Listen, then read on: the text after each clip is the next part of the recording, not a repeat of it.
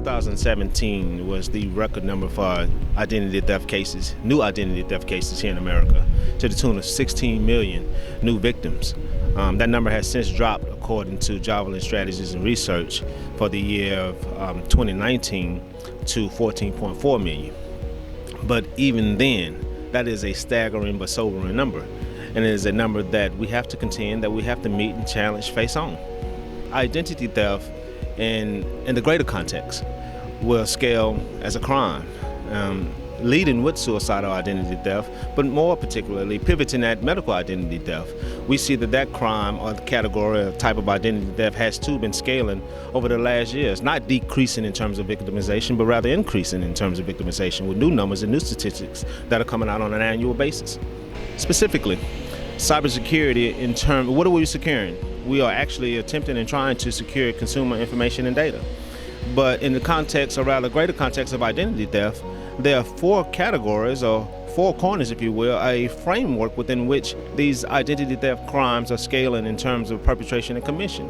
And very namely and specifically, that is suicidal identity theft, children identity theft, medical identity theft, and one little known to the general population and even law enforcement and legislators alike is vehicular identity theft. We have to have these talks and conversations, both on a local level, in a law enforcement community, and in a legislative community, in order to come up with definitive resolutions and strategies that are going to reverse these trends and statistics in a way that's productive for Americans as a whole. One of the hot button issues is cybersecurity. But when we talk about cybersecurity, we often hear about cyber attacks, data breaches, but we fail to mention what is the driving force behind these cyber attacks and data breaches.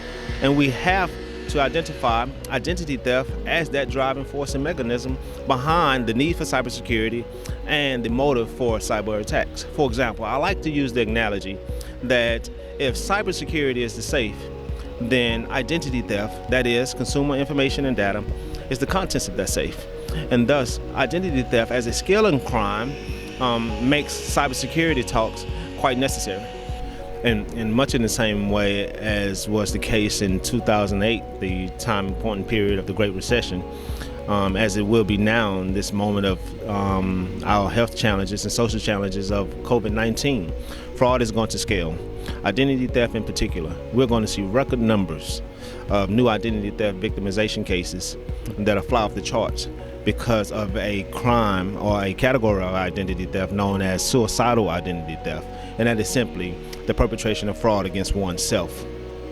People accessing the resources that are most immediate to them, the credentials that are most immediate to them, which is their own, and then only to file false claims in terms of being impacted as a victim of fraud.